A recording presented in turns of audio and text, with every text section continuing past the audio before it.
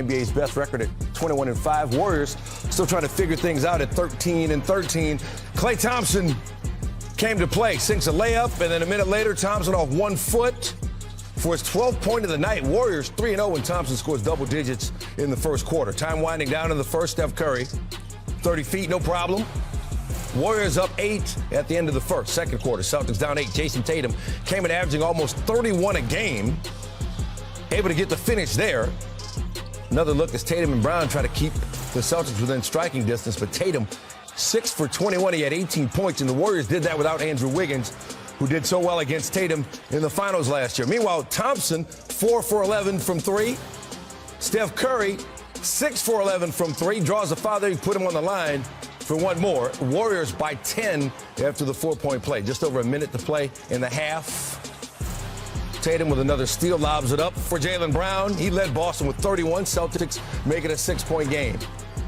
Under 30 to play. Warriors up by 4. Curry just casually throwing one up from 31 feet. Warriors by 5 at the half. Curry and Thompson combined for 41 points, the most in any half this season. Splash Brothers splashing. Early third quarter. Curry, fade away, got it. Next Warriors possession. We got ourselves a Curry flurry going. Another 3 to put the Warriors up 7. Under 4 to go in the third. Warriors by 9. It's Thompson again. Stops and pops. He had 33 through 3 quarters, finished with 34 for the game. 9 minutes to play. Warriors up 15. This is what Warrior fans have been waiting to see from Jonathan Kuminga. The athleticism, the strength, puts the Warriors up 17, and then under 4 to play Curry. Nighty-night, 32 points, 7 assists, 6 rebounds. Warriors win it 123-107. And play defense and compete more than I ever have before. So when you face the best, your game usually reflects that, and you try to rise to the level of competition. Warriors are perfect 14-0 in the regular season when Curry and Thompson scored 30 points in the same game, and keeping that perfect trend since the 14-15 title. Golden State 4-0 in their first rematch against the finals runner-up. Overall, defending champions 45-31 in their first rematch. It's interesting that you mentioned Draymond Green because, Perk, I want to ask you about the Warriors rookie Jonathan Kuminga. He's averaging 18.5 points per game on 64% shooting over his last 2 contests. So how is his play forcing the Warriors to handle his rotation spot, particularly when, as Chiney said, Draymond Green, James Wiseman, when they return? Well, it's not going to affect Draymond Green because Draymond Green and Kuminga could play together. We all know Draymond Green is that point forward. He initiate the offense, but Kuminga is that lob threat. Kuminga is that guy that he could be that JaVale McGee for them. But I knew he was athletic. I didn't know he was that skilled. He's very skilled for us creating to be able to drive and get to the paint, finishing right and left hand, dunking the ball, finishing through contact. But here's the thing.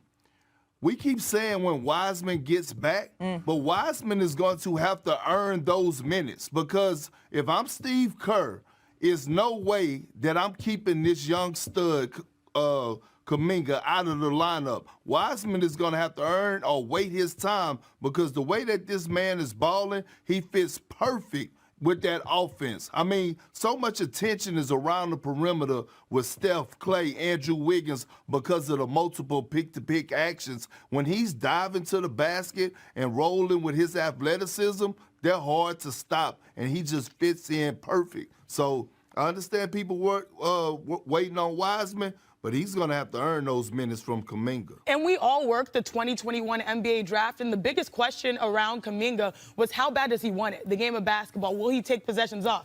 Perk is right. He's earned it, and so I think you're right. That added center of James Wiseman will help, but you're going to have to outplay some of your competition, which elevates your competition, which puts them into, producer Steve, yes, the championship conversation. Well, I have a feeling we're going to be seeing a little bit more. Moody Moses. Moody. I have a feeling we're going to be seeing a little bit more of the Warriors and a little bit more of Jonathan Kuminga later in our show. A lot of time asking you guys about the regular season and finals MVP, but this will be the most important MVP question you will ever be asked.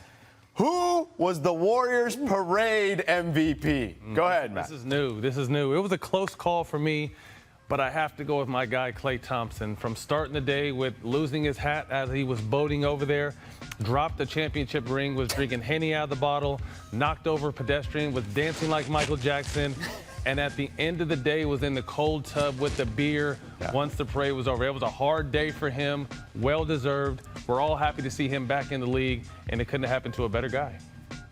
I'm going to go, my MVP is the MVP of the finals, and Steph Curry.